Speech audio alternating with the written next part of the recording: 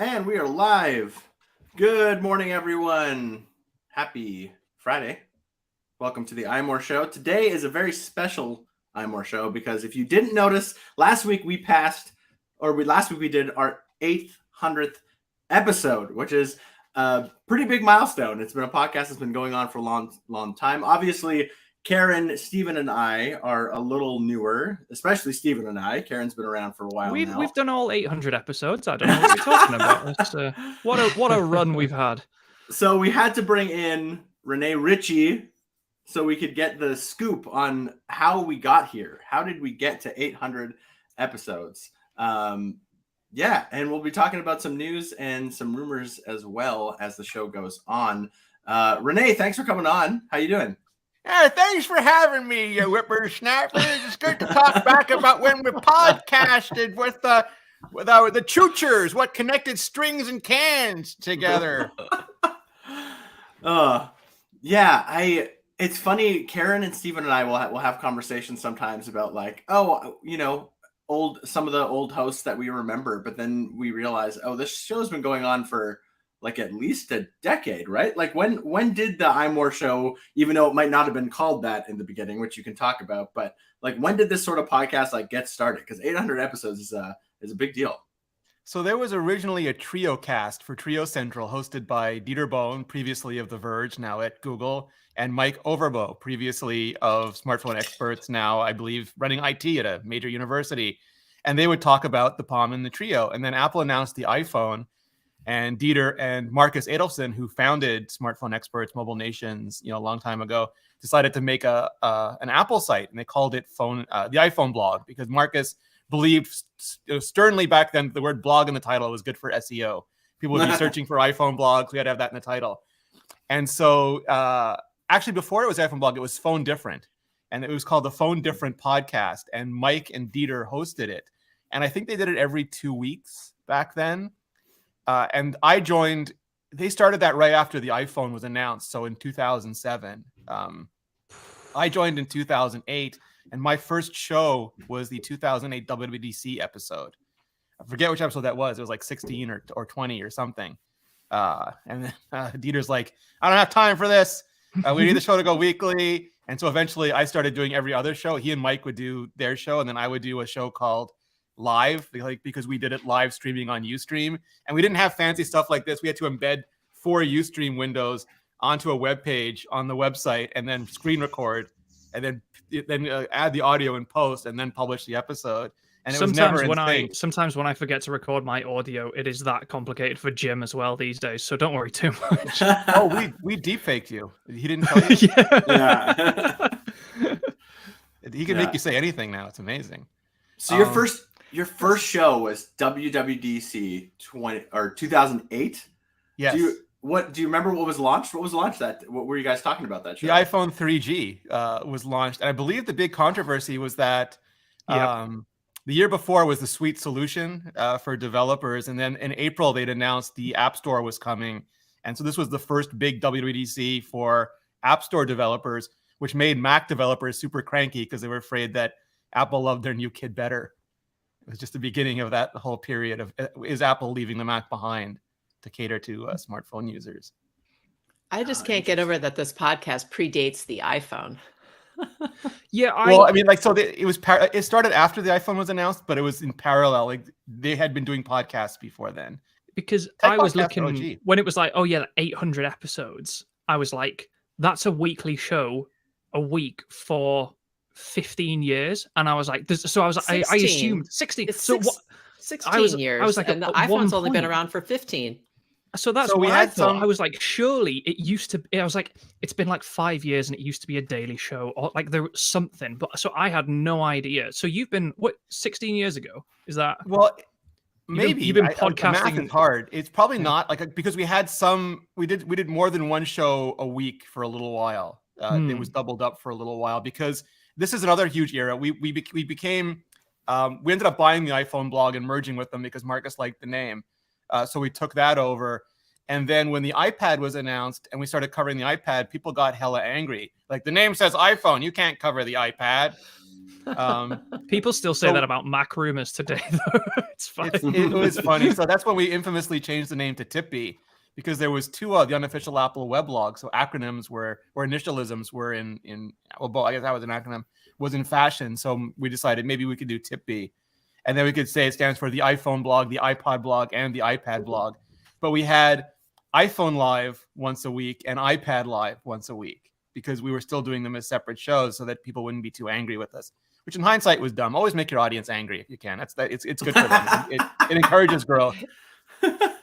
I like that. Always make your audience angry. It's you got to challenge them. Otherwise, everything becomes an echo chamber, and you become more like I'm not going to name any names, like people we're all familiar with on other sites.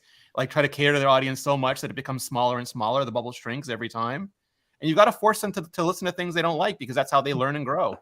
Yeah, we'll put that up there with the typos generate engagement and like Rene Ritchie School of Journalism that we were all inducted. I stole that from Kevin Mitchelluk, though. That was a Kevin Mitchellukism.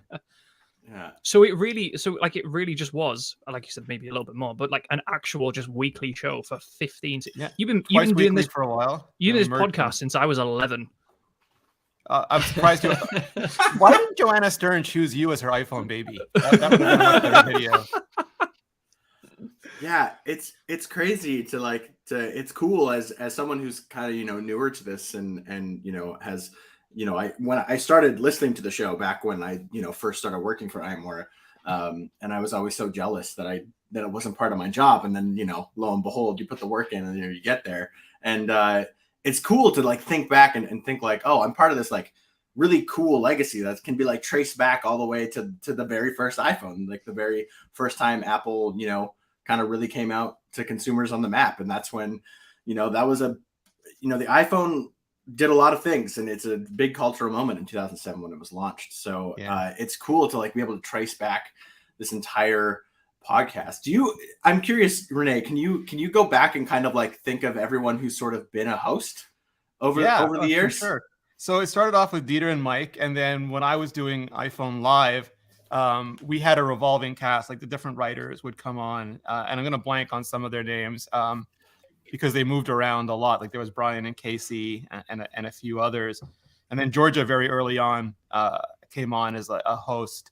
I always wanted, I hated that most podcasts were two white dudes of varying levels of expertise saying whatever they wanted all the time. That just was so unappealing to me. So I wanted to make sure that in tech, there was better representation. So we initially got Georgia on. And then we did a contest. We did a famous contest, do you think you can podcast? Because that was one of the big reality shows at the time. And we wanted to get more forum members involved. So we had forum members submit video podcast samples. And Seth Clifford ended up winning that contest. He's an iPhone designer and app producer in New Jersey. I think they did one of the early versions of the iMore app for us too. And he won that contest and ended up co-hosting with me and Georgia for a while. And we had famous Halloween episodes where we'd all dress up in costume, and I was Gumby, damn it, and he was Darth Vader, who got really hot inside his helmet. I forget what Georgia was. I'll have to go and find that. A lot of these videos are still up. You can go find them. But it was me, Georgia, and Seth for a while. And then Serenity Caldwell joined us. And then that was the beginning of sort of a new era. But sometimes I had to do it alone. Sometimes we could both do it. It was super busy. For a while, it was not exactly just me and Serenity, because we always had Leanna Lofty joined us for a lot of podcasts. Ali joined us. Ali Kazmuha joined us for a lot of podcasts. They both got poached by Apple. Apple's want, and took them away. So we had to keep juggling hosts. But Leanna was there for a while. Serenity was there for a while. Lori Gill, famously there for a while, also stolen by Apple. Yep. We have a history of four editors. Apple has come and plundered 4 editors: Leanna Lofty, Ali Kazmuha, Serenity Caldwell, and Lori Gill from us. Yep. Gerald Lynch coming to an Apple Park near he's only near Cupertino. He's in danger. He only did one episode. It was a great run he had, but yeah. So Rene, how do you, since you've been podcasting for a long time, how do you see how podcasting has changed over the last, say, decade and a half? So it has and it hasn't. In some ways, there are still podcasts that are very casual, very informal. You get a bunch of people together, you hit record, and you send it off, or you edit it yourself, or you send it off. And that's basically what podcasts have been for a long time. But there are more interesting podcasts now. Also, almost all the podcasts in the beginning were tech. just because that's where the technology started with. It made a lot of sense. Like you had Twit and MacBreak Weekly, and you had just the very like the old school sort of tech podcasts. But now there's like fiction podcasts like Lore, and there's very well produced stuff like NPR radio shows. So they've become almost like radio programming, except like the casual stuff is still around, which I think is great. Yeah, I feel like podcasting has gone from sort of like a fringe movement to mainstream. I mean, I think a lot of people now are getting their entertainment that way. It's gotten to the point where you can have real cringy podcasters in mainstream media, like the Ghostbusters movie has a kid named Podcast, or like some TV show has a person whose careers, I'm selling my podcast for $1 million to blah, blah, blah. And I'm like, oh, that's not how it works. If anyone would like to buy the iMore show for $1 million, please get in touch. Yeah, please get in touch. Our Twitter quid, handles are all on the. You can contact Karen, Stephen, or I. Renee, in the current climes, $1 million and $1 million are much the same thing these days. It's not like it used to be, so it doesn't really matter. A sandwich at Heathrow, then. No. Yeah. It's interesting to think about. Like, I didn't even think about that, Karen, until you brought it up.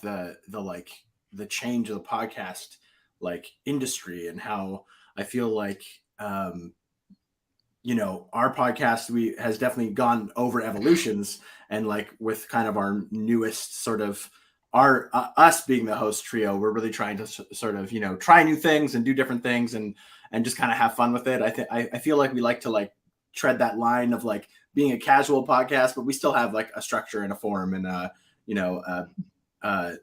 purpose, so like a formal sponsors. Purpose. That's cool. Renee, did you get sponsors back in the day for podcasting? Was there money? Not for a long time. Not for a very, very long time. But we also didn't want it. Like Marcus really believed that podcasts should be, and I think Kevin to a lot of extent too, that podcasts should be a community service. Like it's a way, like there's one of the things that like you don't try to make money off of. You just do it to give back to the community. We can continue that conversation after our first ad read. I mean, I think that's just one of the ways that the landscape has changed, right? Is that, and especially when like to not beat around the bush, if you're a tech company these days, like iMore is a part of, you're going to look at different monetization streams, right? And I think back in the day, like I feel like podcasting adverts is one way that like the industry has changed a lot. It's like now it feels like. I remember listening to a bunch of podcasts or, even 5-6 years ago that like didn't have ads. And then all of a sudden one day they like got big enough where they just like, it's become a source of income for those people, which I think, especially for independent podcasts, I think is actually really important. Right. Yeah. Well, also the site's changed a lot. Like in the early days, Smartphone Experts, like when we were still like Phone Different in the iPhone blog, they weren't primarily blogs. They were primarily e-commerce. Like you would buy cases and all sorts of things. They were a store, and the blogs were like a way to drive traffic to the store, and the podcast was a way to drive traffic to the store. Mm-hmm. So like they didn't have to make any money because the store was making so much money. But then Amazon came along and started selling cases for like 3 pennies, and that whole business went away, and we had to become a news media site where we had like Google where advertising became the main source of income, not products. And then lastly, now it's a hybrid where you have some Amazon affiliate and some ads, and you have to have many different ways of doing it. Renee, what do you think the biggest, because I'm just reading, so you said, we started this, kind of around WWDC 2008. I did a quick Google, and funny enough, the SEO is so good that iMore is like the top rank for WWDC 2008 when you search. And I'm just reading about like how it was then and like what you think has changed the most about Apple in that time. For instance, I'm reading here that when Apple introduced the App Store, I didn't know this, they kept 70% of the paid ads. The paid apps. Like, so the 70-30 cut used to be that's the wrong. other way around. I probably wrote that stupid. Yeah, it was. Is that just I can't read or someone can't write? No, it should be 70-30. It's always been the same. I was like, there's no way that's thing. But yeah, what do you think is, because you're talking about like, Apple has reborn and rebranded .Mac as Mobile Me, which is obviously like dead, like a lot of other things that were that used to exist at the time. Yeah, it's they changed. Well, back then it was still very much Steve Jobs. Like the iPhone announcement was like the height of his keynote career. It was just the biggest thing ever, and he was very much still in control of all of that stuff. Katie Cotton ran Apple PR. Walt Mossberg was fully entrenched. It was magazines. They didn't really have any time for bloggers. There was no real YouTuber community back then. And Apple was very tightly controlled, and it was very Steve controlled. So he'd like call you up and say, you think that I'm a jerk and I think that you're an idiot. And now we're going to have a conversation about Apple. And that's how it would go. And now Tim Cook is very, very different. Apple is way bigger. I mean, like Apple had a couple evangelists and they could barely fill WWDC. They had to like call around begging people to buy tickets before the iPhone. And now they sell out. When they used to sell tickets, they sold out in seconds. They have like 30 evangelists. I don't know, 30, but maybe 20 evangelists. PR team is way bigger now. They're like a grown-up, company. Tim Cook is their grown-up Apple daddy. So it's just very different all around. Yeah, I mean, you can't go to a $1 trillion market cap without without expanding severely. Yeah, it's interesting to think about the changes that have gone over, like just like Apple's landscape, like we were just talking about. Yeah. Like it's funny. I always think about it from a consumer perspective, where like for me, being a millennial, like Apple really didn't get into my radar until like the iPod, right? The iPod was like the big splash for Apple for like my generation. I think for everybody too. It was a big product and it was very important. That sounds very Gen X-y, Luke. Are you sure you're not borderline? No, I'm 90. I'm solidly in the millennial. I'm a bit of an older millennial, but I'm solidly there. I'm like Steven is just like, I'm going to yote all of you and then throw hands on you.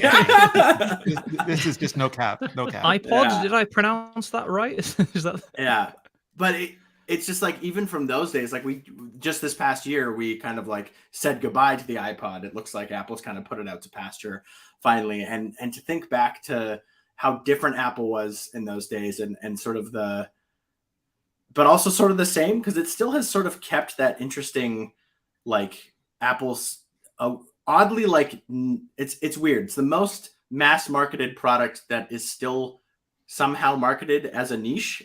I've always felt this way about Apple, that like somehow horrible luxury. Yeah, like somehow they've kept this weird line where like they have mass appeal. Lots of people have Macs, and like clearly iPhones are like huge, but it's like a dominant product. It's like, but like it's like exclusive, but everybody has it. It's so strange. Yeah, but it's kept this like weird scrappy mentality of like being like this niche sort of like cool hip product, and it somehow has sort of kept that over the years. And I feel like they were really pushing that back in the day. I feel like these days the ads are a little more, like kind of universal, but like back in the day, especially those like iPod ads and things like that, you really kind of felt like they were like kind of leaning into that. And I feel like just because they did it so effectively back then, the company's just like been like stayed in that sort of like niche, even though it's not a niche at all. It's a very interesting I guess as well, that's that kind of continues, because there have been if you think about since 2008, there have been so many new products, and not just new versions of the iPhone, for instance, but Apple has introduced the iPad, and then like new types of MacBook, the Watch, AirPods, all these different. So with each one of those, you kind of almost hit the reset button on like, who is this? Like AirPods weren't mainstream before, like they obviously before they came out, but when they came out, they had that kind of level of exclusivity and stuff like that. So yeah, it's good. Luke, we lost you for a second. You doing okay? Yeah, I was just trying to sort something out. I think I'm good now. Nice one. Yeah, I'm back. Luke, I was just saying before you left about how it's each time you add a new product, like the iPad or the Watch or something like that, you almost hit reset on who is this for, and that kind of mass marketing element and stuff, which I think kind of explains how Apple has retained some of that, like that kind of edge to for the marketing, like you said. Yeah, and speaking of new products, like we've been hearing a lot about Apple's VR/AR/mixed reality headset recently, and like that's going to be a completely new chapter, I feel like, for the company. And I feel like it depends on what they do with it and kind of where it goes. But like VR is still kind of a bit of an emerging tech, I would say. It's been around. Look at it like LCD. So like when Apple moved from CRT to LCD, it made the iMac thinner, but it allowed them to make the iPhone. Like there's no world where you can make a CRT iPhone. And it would be like, yay wide. And then OLED, I think the reason Tim talks about AR and VR is because he doesn't see them as products. He sees them as technology like LCD and OLED. And there's going to be a whole range of products. Like we have iPhones and Apple Watches and iPads and Macs that all have LCD or OLED displays. We're going to have a range of products over the next decade that have AR and VR components. And the headsets like the early one, like the iMac. And then there'll be glasses, which are more like the Apple Watch. Mm-hmm. And then there'll be a whole array of stuff over the next few years that make do with like the car is going to have AR and VR components to it. So it's core to everything they're going to be doing next. Yeah, totally. And I mean, even it's already started, right? When the LiDAR sensor kind of came to the iPhone and the iPad Pros. I think that's a big indication of Apple trying to figure out exactly how they're going to be able to incorporate that technology pretty much into every facet of their products. So that'll be really interesting. Before we continue this conversation, though, I will throw it over to Stephen to talk to us about a sponsor. Thank you, Luke. Today's iMore show is brought to you by Auto IRA. Do you have an account with Coinbase, or are you thinking of opening one? Do you own any Bitcoin, Ethereum, Cardano, or other cryptocurrency? Cryptocurrency might represent the future of money, and it's one of the most exciting investment opportunities to come around for some times. But what about taxes? With an Auto Crypto IRA, you can trade crypto like Bitcoin and avoid or defer the taxes. Get into investing in crypto and do it in a tax-advantaged retirement account. Alto's Crypto IRA is the easy way to get crypto into an IRA. You can trade all you want without the tax headaches, create an account in just a few minutes, and invest with as little as $10. It has industry-leading security and multiple ways to fund your account. Ready to take your investments to the next level? Diversify like the pros and trade without tax headaches. Open an Alto Crypto IRA with as little as just $10. Just go to altoira.com/iMore. That's ALTOIRA.com/iMore. Start investing in cryptocurrency today. Go to altoira.com/iMore. Thank you, Stephen, and thank you, Alto, for sponsoring the iMore show. While we're talking about the history and we're looking back, Rene, do you have any can you think of over the years some of your favorite moments on this podcast? And it can be like a personal thing. It can be just, you had some sort of wacky guest, or maybe there's a few. Like we once had Shannon Tweed on to advertise her app, and people aren't familiar with her. She was a Playmate Become Celebrity in the 80s, 90s, but she's married to Gene Simmons of Kiss fame. And he didn't understand what she was doing, so he kept coming to look over her shoulder and yelling about why she was on her computer so much. So you had Gene Simmons just leaning over his wife's shoulder while she's trying to talk about her new, it was one of those Kim Kardashian style games where you put on outfits and do a bunch of different stuff, and he's just we kind of look who she's talking to. Will that be on YouTube, do you think, still? Yeah, for sure. We have to dig out that video somehow and I don't know if we ended up including the parts where he was yelling or not. I don't know if we edited those out in the end. I mean, that was that is amazing, though. That was a huge oversight on your part, if that is the case. Probably, yes. Right. Now I would have just TikTok the whole thing.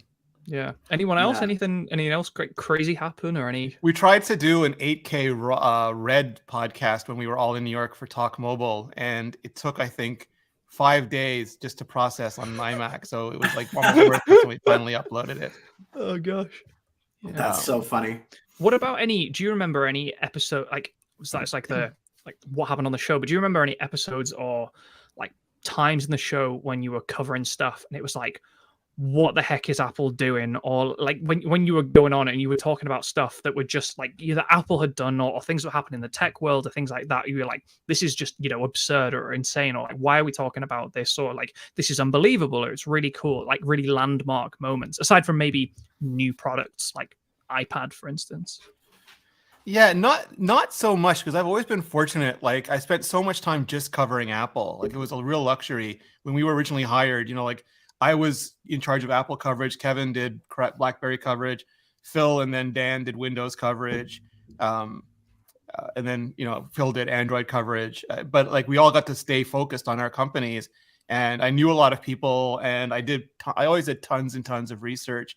So mostly it was just another fake catastrophe at Apple, just because people didn't bother to read before they made headlines. It was always the Black Hat conference is coming out. People read the abstracts, and now, we're all doomed because our computer's going to be murdering us in the morning. Or it was, Apple's done something evil, and then you actually read beyond the headline. And it's like, oh, 18 companies are accused of not knowing that, this parts contractor had a bad deal with some other company. And it was just those repetitively over and over again.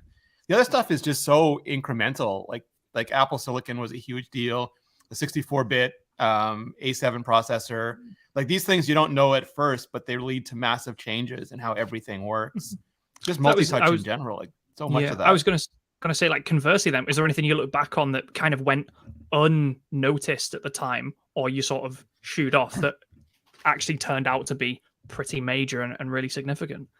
Yeah, the A7 in the iPhone 5S, like people were like stunned. Apple did a 64-bit processor, and Qualcomm's like, there's no need for it. It's stupid. And most of the analysts were like, you only need 64 bits to address bigger memory. And they didn't understand. Apple basically went to ARM. They strong-armed ARM and said, you're going to make this instruction set for us. And they got ARM to make ARM 64, which became ARM V8. It's basically Apple's instruction set architecture. Apple got them to make them exactly what they wanted to reset for 10 more years of development. And that allowed them to do things like the secure enclave and Touch ID at first. And it let them have a 64-bit architecture.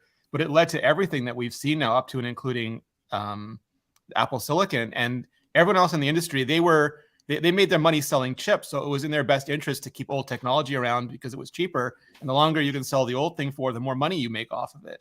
And then Apple started pushing year over year over year over year improvements, because they don't make money on the chips. They don't care. They make money on the whole product. If they lose money on the chips, that's fine, because they make it up on margin on the product.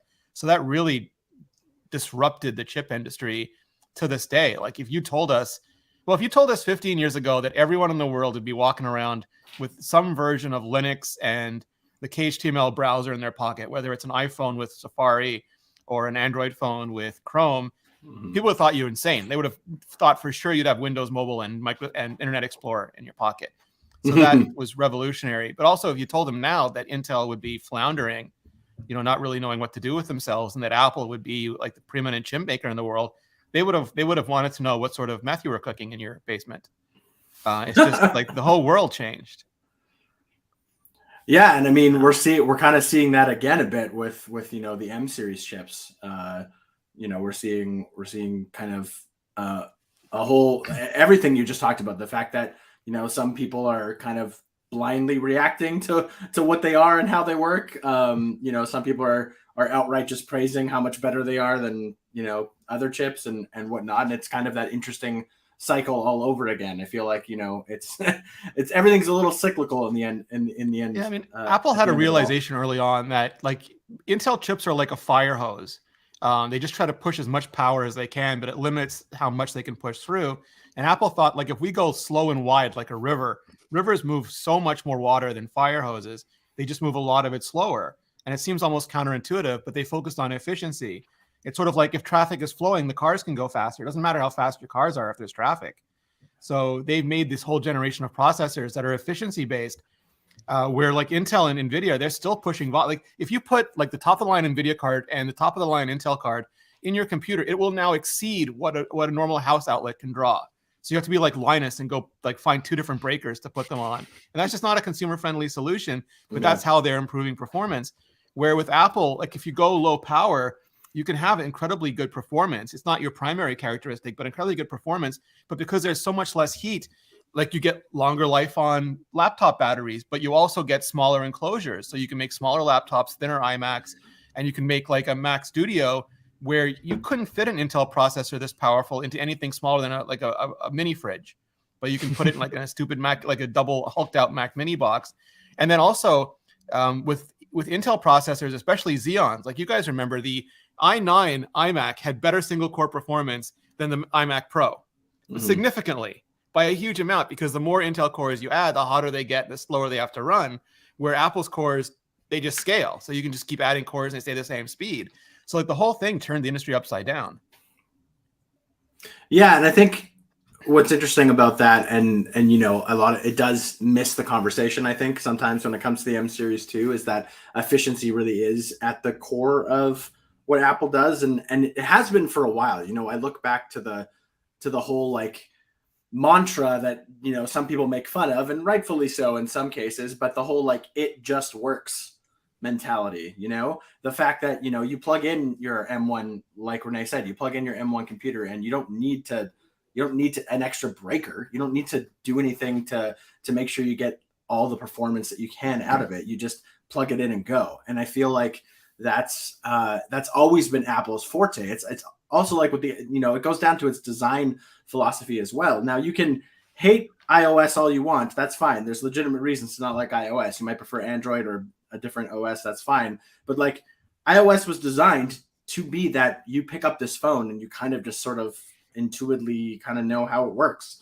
And like, it's still the phone that I would, if someone came to me and somehow didn't know what a smartphone was at all and had never seen one or anything, I would hand them an iPhone way before I would hand them an Android, to sort of get them the lay of the land. And I feel like that's something that's been in Apple's design philosophy, and it really comes out in the UI of its own operating systems as well.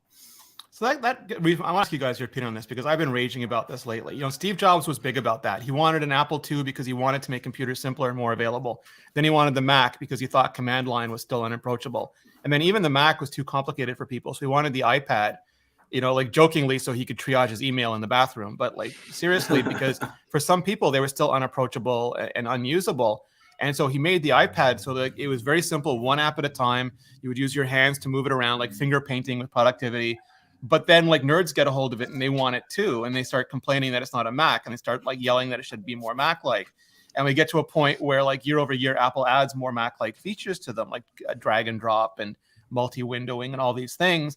And still, like, there are some people who just want to use it as a Mac. And we have this tension now where, like, is it going to lose its original like founding principle of being the computer for everybody else and become just another Mac, like with a touchscreen?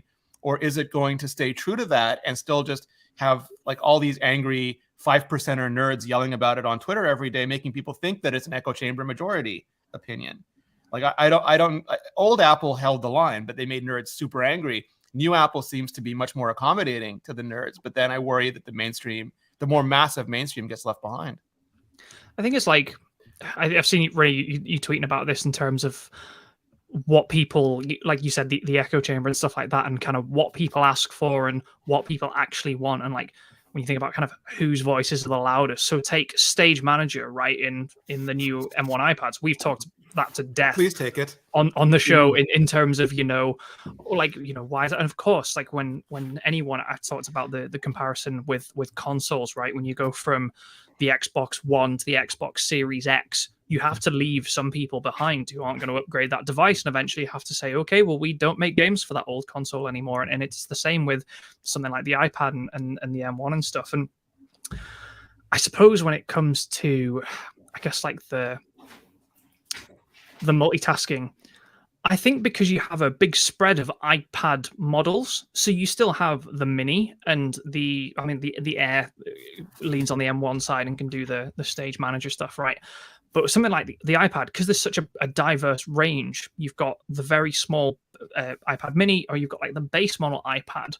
I think you still retain all of that, that one app accessibility, that toilet email kind of ecosystem that you're talking about. But then you also have, the Air and the Pro, and Apple is pushing the envelope at that end as well. So not only making the cheaper mainstream devices more accessible, more economical, more efficient, but it's also kind of pushing, the top end with the Pro and the iPad Air. So I think you don't necessarily have to say like, oh, is the iPad, will it remain a consumer device, or is it going the way of the Pros and the Macs? I think. Let me ask you this though, because I believe there's a lot of foundation to that, but also I think people forget like Pro is like upstate New York is anyone who lives a block north of you, and a Pro is anybody who does exactly what you do and more. Anybody who does a little bit less than you, not a Pro. It doesn't matter how much you do.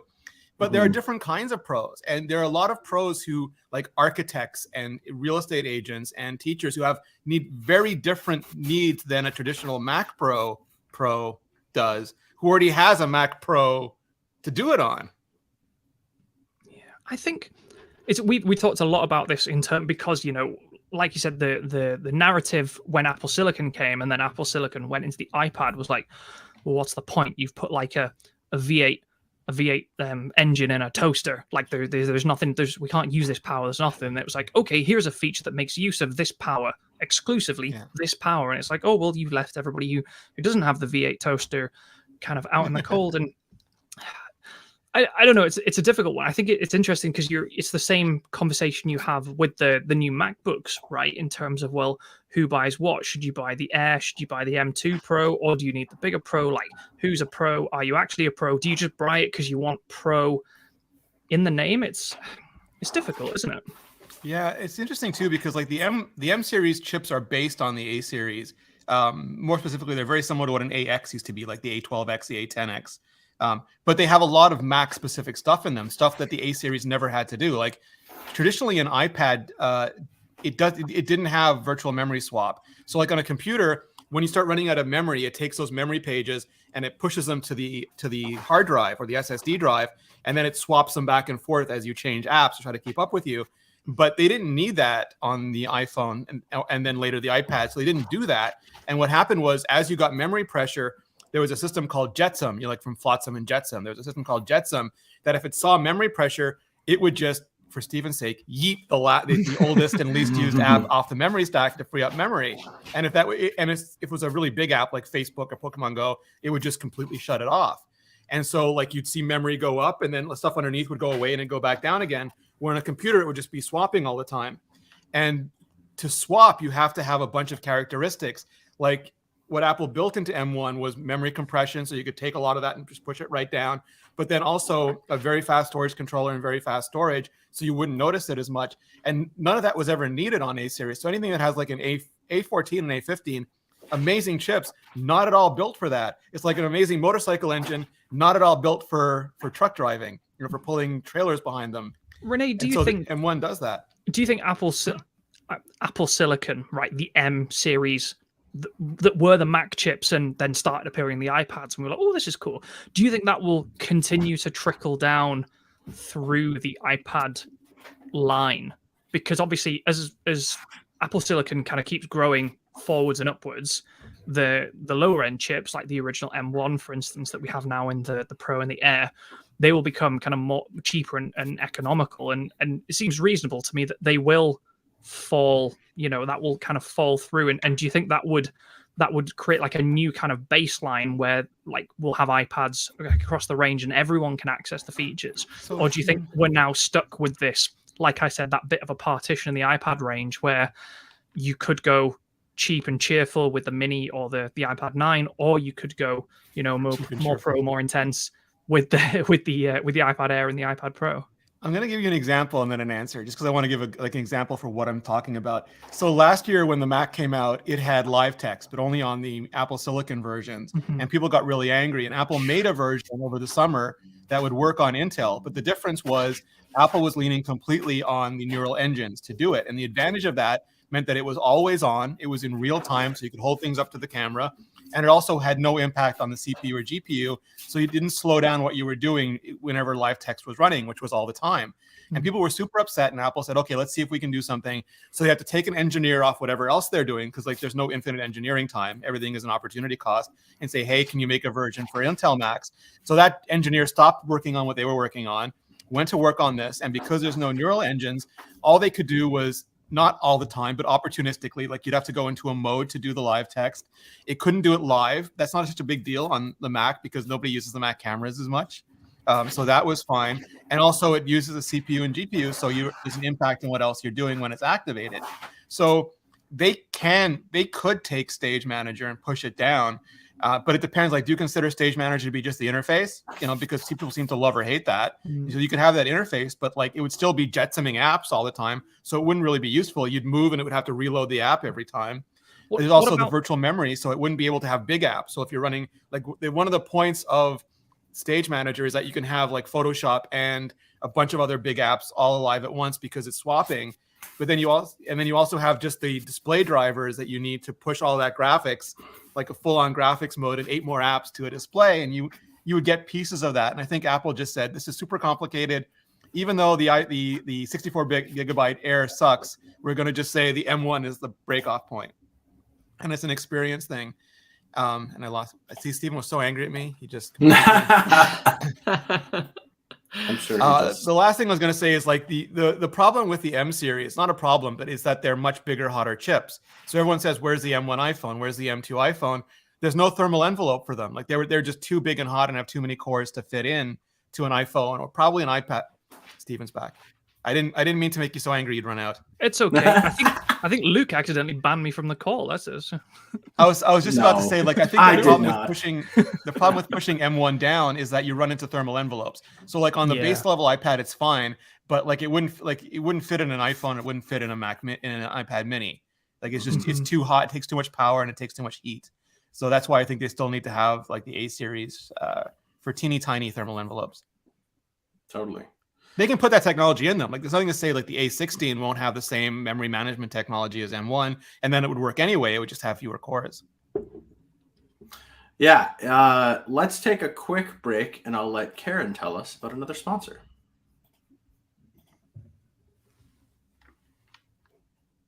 Oh, is Karen frozen? I think she is. Do you want me to tell you about Capital One while? Yeah, sure. Why not? Steven, take it away. Wow, what a show we are having. Today's show is brought to you by Capital One. Have you ever hit a technical snafu shopping online? Has filling out payment fields given you a headache? Has a mobile banking app ever been down when you wanted to use it? Capital One believes everyone deserves better banking. This means easier access to their money, more security. That's why Capital One is investing in machine learning. Machine learning allows Capital One to do things like fight fraud with random forest. Models quickly detect suspicious activity and make it faster to alert federal investigators. Identify how mobile app outages happen with causal models.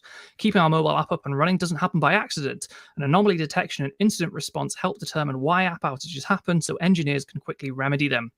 Speed up online shopping with machine learning at the edge. Make shopping with virtual card numbers smoother and more secure. This technology is based on logistic regression models and running inference in the browser. It identifies payment fields, which helps make using virtual card numbers easier and faster. The potential of machine learning is so big. See how Capital One is using machine learning to create the future of banking. Search machine learning at Capital One. Capital One, what's in your wallet? Thank you, Stephen, and thank you, Capital One, for sponsoring the iMore show, and thank you, Karen, for coming back unfrozen. Yeah, we threw to you, and then you were just frozen in time, like Han Solo. So, in Carbonite, was Karen in Carbonite? Maybe, might have been in Internet Carbonite, which I think is just as bad, if not worse. Rene, thanks so much we're not ending it, but thank you for coming on and kind of talking all sorts of interesting tidbits about the history of the iMore show and just kind of the history of Apple. We dug into a little bit. Unfortunately, we only have so much time, and there is a few kind of news bits we have Canada Day barbecues to get to. Yeah, that's true. It is Canada Day for us Canucks up here. So what do you celebrate the birth of Ryan Reynolds? Canada Day, just moose and stuff. Is that? Yeah, moose, elk, beaver. Poutine. There is a Queen of Canada, sir. Yeah. Oh, geez. Let's not get into that right now. Oh, my goodness. Moving on to a few interesting tidbits of news and rumors that we have this week. The Apple TV has, interestingly, a product that sometimes seems potentially dead in some people's eyes, has had kind of a big week. What's going on with Apple TV, Stephen? Yeah, so we've had rumors that there's potentially, we'd heard a little bit ago that maybe Apple was making like a cheaper Apple TV, right? Or Apple was going to try and fix the pricing structure a little bit. Then all of a sudden we got rumors this week that Apple is also possibly working on like a better new TV. So like an upgrade, like a spicy version of the current one with an A14 chip and an additional gigabyte of RAM compared to the A12, which is in the current 2021 4K Apple TV model. Mark Gurman is telling us this from his Bloomberg Power On newsletter, and he mentions it's kind of, this could be useful for additional gaming, so like a little bit more of a gaming thrust with the next Apple TV and these upgrades. But the really interesting thing is that since this has come out, literally today, the Apple Store went down unexpectedly this morning. Nobody knew why. Came back up 2 hours later, and all of a sudden, Apple is offering everyone for the next 2 weeks $50 as a gift card when they buy the Apple TV. And that's either model, not just the 4K version, but also the HD version, which comes with the new Siri remote, and I think is only $130 or $150. So yeah, it's free Apple TV gift card when you buy an Apple TV.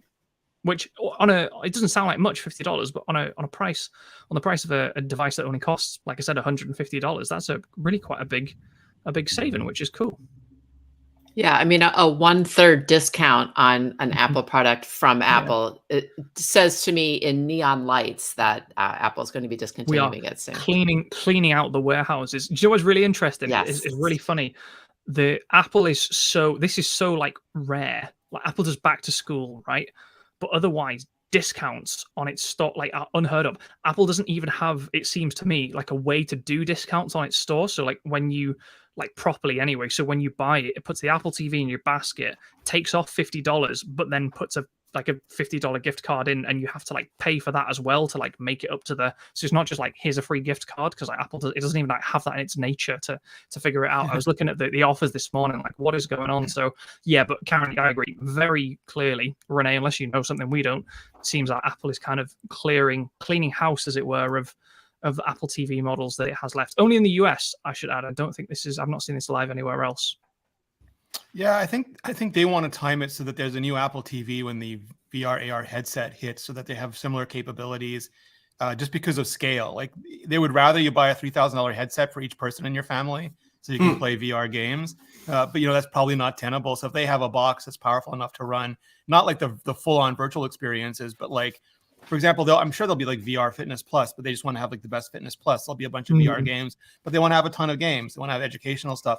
Everything that they want to do to build sort of the entertainment experience environment, they're going to need something else to help scale that. And having a powerful Apple TV is the best escape valve for people who won't pony up for the headset the first few generations. Is it much of an upgrade? What A14 are we saying? Is that the upgrade? Yeah, A14. Is that much of an upgrade? What so I think one of the biggest problems we have in current Apple coverage is that people look at it completely backwards. There's this very, very good saying from from Steve Jobs a long time ago, where he's like, Apple never has a chipset and then looks for a feature set. We never look at a technology and say what we can do with it.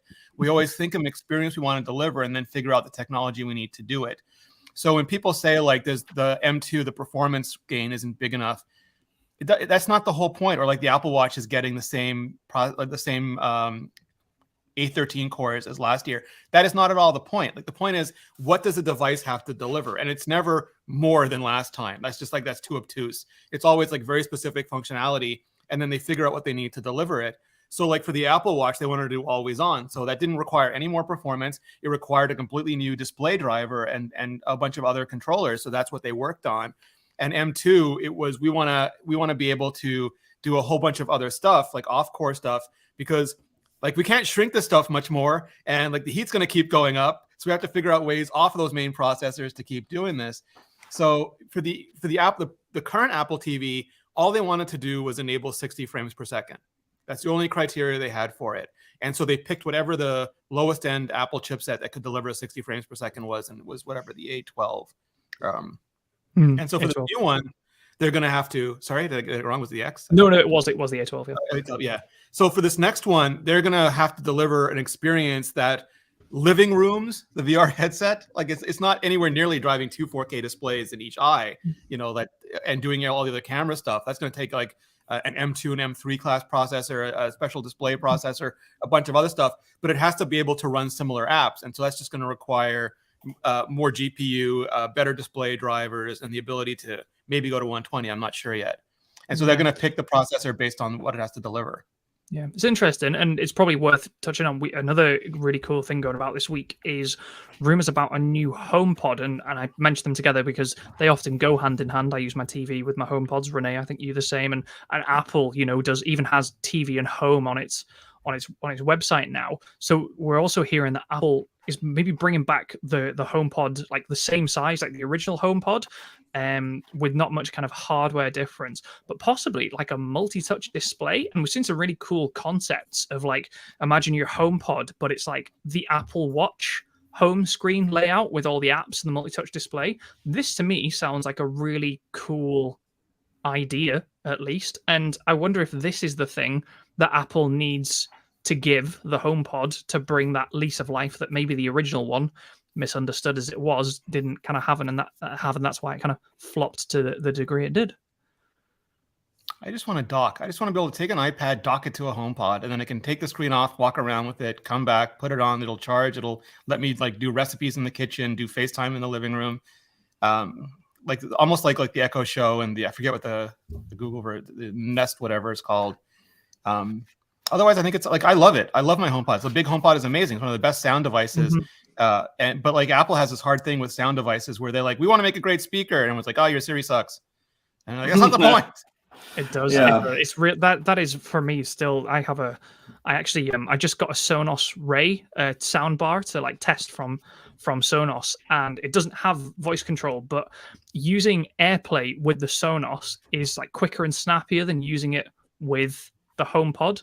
And between the AirPlay and the HomePod Mini, which is really kind of buggy and laggy, I find, and Siri, which is just, absurd. I don't think it's just my accent. Like, there's a lot of stuff on the HomePod that should be on-device processing, like pausing, playing tracks, volume up and down. Are you asking for a Chip Bati and a Jammy Dodger? Currently not. I wish I was. It would probably be easier than like, will you stop playing that song? And it's like, hold on a minute. Or my favorite one, stop the timer. For how long? That is one I get kind of frequently. So yeah. My favorite is like the two I get the most that drive me crazy is one like do something I do every day. I'm sorry, I can't do that on HomePod. You do it, okay? Or it's like do this. You have to set up your HomePod first. Do this, okay? And it's like, what changed between those? Is there a server in Eddie Q's closet that hasn't been updated since Siri launched in 2011? And 1 out of 10 times I hit that server. Or asking for a playlist and it says, I can't find that in your Apple Music playlist. So you have to go into Apple Music and play the playlist like manually, and of course it is there. So I yes, can't do that on HomePod. Well, then let my iPhone answer. Yeah. So Siri, I think, is probably like a more pressing. But then maybe multi-touch is what we need to kind of bridge that gap between like what we have now and better interfacing with the HomePod. You can maybe go in and scroll your Apple Music library, and you can set timers, but not just a timer for a certain time, but like all that sort of stuff. So yeah, maybe multi-touch is the answer to how could the HomePod be better? Well, let's make it easy to interact with, because that is definitely something holding it back currently, I feel. Yeah, the HomePod. I like Rene's idea of it being also like a dock. I think it'll remind me of the days where everybody had like an iPhone or an iPod dock for their like alarm clock in their bedroom with the old 30-pin connector. That was huge. But I think that would be cool. I think it would be a nice place. It gives you a place to charge your phone every night, which is nice, or wherever. Or like a flat HomePod that does like MagSafe on the top. That would be. Yeah, or it has like a little MagSafe pad or something. That would be interesting. I think there's lots of things that Apple could do with HomePod. Obviously, I mean we see other companies like the aforementioned Sonos and what Alexa or what Amazon's doing with Alexa and stuff. And I think there's lots of different ways to go. I do appreciate that. I've always appreciated that the HomePod's focus on good sound quality has been there though, because like I only have a HomePod Mini. I never jumped on the full size HomePod train. But I did jump on the iPod, or the HomePod Mini rather, the HomePod Mini when it first came out. And I love that little thing. I have one in my apartment, and like it fills my entire apartment with sound, and it's quite amazing. Its bass performance is surprisingly good for something that's so small. So I've been super stoked to have that. So any way that the Apple can kind of make that product better and hopefully get into more homes, I think will just kind of benefit the product overall and the experience overall. Agreed. Moving on, we got some more rumored again that we are going to be getting some sort of rugged Apple Watch, as well as a new Apple Watch SE. We've kind of been hearing this for a while now, so we might get 3 different Apple Watches announced in the fall. And one of them might be the square design that catfished all the leakers last year. We were told we were getting. They just got their years wrong, Stephen. They just got the year wrong. Well, we will see, won't we? But I mean, so if it's rugged, can Luke use it to fight bears more powerfully? Yeah, I don't know. Maybe. I do know that if you I thought the frying pan was your bear fighting weapon of choice, Luke. Yeah, that is my bear fighting weapon of choice. Is the frying pan. Fighting then frying. Listeners, if you didn't know, Luke once fought a bear with a frying pan. Yeah, he's Canadian. Yeah, that's a story for another time. But yes, I was. Yeah, next week's show. Yeah, next week, the Bear Show. What I do know about, I'm interested mostly in the rugged Apple Watch. I don't necessarily know if I would buy it because I don't really do any sort of extreme sports or anything. But I'm just like, for example, this is my iPhone 7 in a case from Element Case, which is, or not my iPhone 7, Jesus, my Apple Watch Series 7. And this is in like a heavy duty case, which, don't get me wrong, does a great job of actually protecting it. It feels very solid, but it is big. It is clunky. It is, it's an aesthetic that not everybody's going to like, I think. Is that a Mountie case? Steele's iPhone Apple Watch case? The case is very good at what it does. But I wonder how Apple, like if we get a rugged Apple Watch, is it going to look this chunky? Is it going to look this big? Because when you're talking about trying to protect something and actually give it a lot of, staying power in that way and protection, like you kind of have to bulk it up a little bit. And I'm interested. Stephen already told you it's the thirst trap from last year. I always thought that looked like a terrible watch design. My favorite thing was that Apple lent into the catfish by do you remember the promo video at the start of the Series 7 announcement? Yeah. It was all like the rocks falling and hitting the Apple Watch, and everyone on Twitter was like, "This is the rugged Apple Watch," and then a little rounder than expected. So who knows? But yeah, the whole the Apple Watch line, I think, is expected for quite a nice upgrade. But, I'm excited for the new SE too. I famously also have an SE that I super love. I think it's a great value product, especially for everything it offers. Of course, it doesn't have a few of the fancier health features like ECG or EKG, depending on how you want to say it, but ECG reading and stuff like that. A few of the advanced health features, but for probably 97% of what Apple Watch offers is on the Apple Watch SE. And I think it's a much cheaper option. It's like an extra, you're saving like $120 ish, I think, if I remember correctly. It starts at $279, if I remember correctly. Yep. So yeah, I've loved the SE. I'm curious to see where it goes. I'm curious if as time goes on, does it keep the way it is? And it's kind of what it is. And it's just going to get like a processor upgrade, or is it going to make the jump to the 41 and the 45 rather than the 40 and the 44, which it currently is? I think there is rumored to be 3 sizes this year, which again is interesting. Maybe one of the variants, the SE or the rugged one, is like the 3rd size that's been kicking around. It might be. Who knows? Maybe Apple will bring the M1 chip and State Manager to the Apple Watch. We have the multi-task experience on wrist that we all deserve. Yeah, with multi-monitor support, so that the people buying the M2 chip can just really lose their mind. You can power a Pro Display XDR. That's the But yeah, I'm interested in the entire Apple Watch lineup. I think Apple Watch is it is one of Apple's most impressive, to me anyways, products, and it literally saves lives. I feel like we write a news story almost like once every couple months about how the Apple Watch has saved somebody's life. And it's this awesome blend of like technology that's super useful if you're just like trying to stay connected, but also like life-saving features that can like make a difference in an emergency. And I think that's really cool. So I've always been a big fan of the Apple Watch. I'm excited to see what comes come fall. But yeah, I think the rugged one is the one I'm probably most interested in, because I'm curious, like, what do they mean by rugged? What's the purpose of it? Is it going to have different features? Is it going to have different features, or is it literally just going to be like an extra beefy Apple Watch for people? Be like materials. That's my guess. Yeah. I want to ask Rene about the prospect of we've been hearing some stuff this week about a lot of new Macs coming out, not necessarily like this year, but like in the future. Because obviously we have the M2 now, we've got the MacBook Pro, MacBook Air coming out possibly very, very soon, according to things. Mark Gurman says that there might be like another 5 M2 Macs kind of in the works. So like an M2 Mac Mini, an M2 Pro Mac Mini, which I'm not sure about. Like that more sounds like a Mac Studio upgrade to me, but I'm not sure. Upgrades to the 14-inch and 16-inch MacBook Pros with the same Pro and Max chips they have now. The curious one for me, Rene, do you put stock in the idea that there is another M2 variant, like the extreme, because that's how Mark Gurman described it this week, as like the pinnacle of Apple silicon processing power. Is there one more? Can we stick two more like ultra chips together? Because Apple kind of seemed to say like that wasn't the case, but we've also seen leaks to suggest that there is, you can stick them together, and Apple is planning to do that in the future to create. I think there was a report that a Mac Pro of the future would have a 128 core GPU and a 40 core CPU, which is double the Ultra. So does that make sense to you?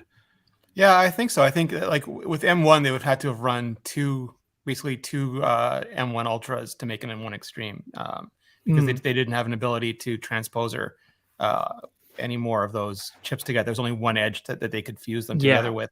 If M2 has that capability, that would be great. If it was designed for that capability, that'd be great, because that's where you really want to go. Like the Mac Pro, I would guess the entry level would be an M2 Ultra, and then an M2 Extreme would be the upgrade from that. And that would just give pros who really like it's a very small amount of people. Like people like, I like to see it. I haven't bought a Mac Pro since the Nehalem Xeon one back in 2010 or whenever that was. The trash can. I don't need it. Like I didn't buy the trash can. Like a bunch of YouTubers buy those things, and I don't think we really need it. I think they just buy it because like it's top of the line. But there are people who do need like also RAM, like the ability to go beyond 64 gigabytes of RAM really is necessary for some things. And the current Intel Mac Pro goes to 1.5 terabytes of RAM. So that's a huge gap that they need to address. And the only way they can address that is by making specific chipsets for it. So yeah, I think for sure we'll see like something more. We have to give the people more, Stephen. And do you think we can finally safely put to bed the Intel Mac Pro that we were promised that might still have been coming out? They intended so that was supposed to come out. They intended for that to come out. That was all ready to go. I don't know if Intel's advertising campaign soured them on releasing a new Intel Mac Pro. I think maybe Intel that was a really stupid marketing campaign. I don't know how that felt like a campaign designed to make some, I'm not going to use bad words on this show because heritage, but some really insecure Intel executive feel better about himself or herself. So they made that advertising campaign. It might have just been enough to sour that whole product. Interesting. Yeah.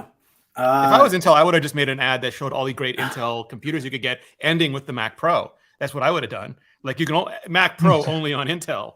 I mean, come on. I don't know what's wrong with those people. No one knows, Rene. No one knows. Justin Long knows. Their chips stink. That's Justin Long knows. Bringing it back to the. That was mostly a joke. I have an Intel-based Windows PC that I'm very happy with. So, Intel, if you'd still like to sponsor the iMore show, but is it for gaming? It is indeed for gaming. Yes. Yeah. There you go. What are you gonna do? Hey, Apple might break into the gaming world yet. We'll see.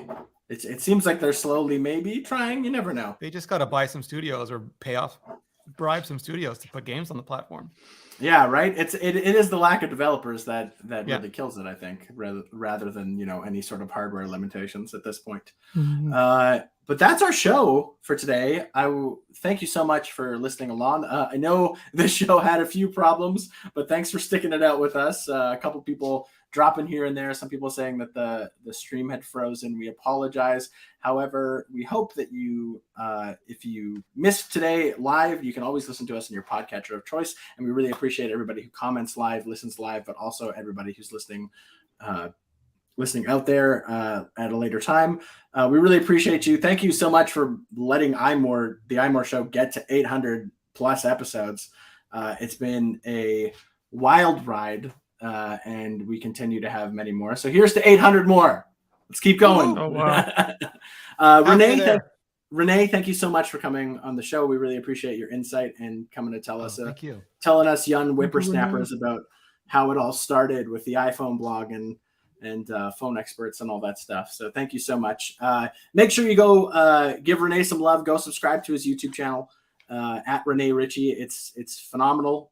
Follow him on Twitter. He's always great for letting you know kind of how Apple actually approaches things and kind of explaining it in a really easy and simple way for kind of the masses. So we really appreciate Rene's insight and thank you. And please go subscribe to Rene. Stephen, Karen, thank you once again for joining me. Jim, my pleasure. Jim Metzendorf, thank you so much for editing our audio from this crazy show and making us sound so great. And until next week, we will all say adieu. Bye-bye. Salut, à la prochaine. Bye.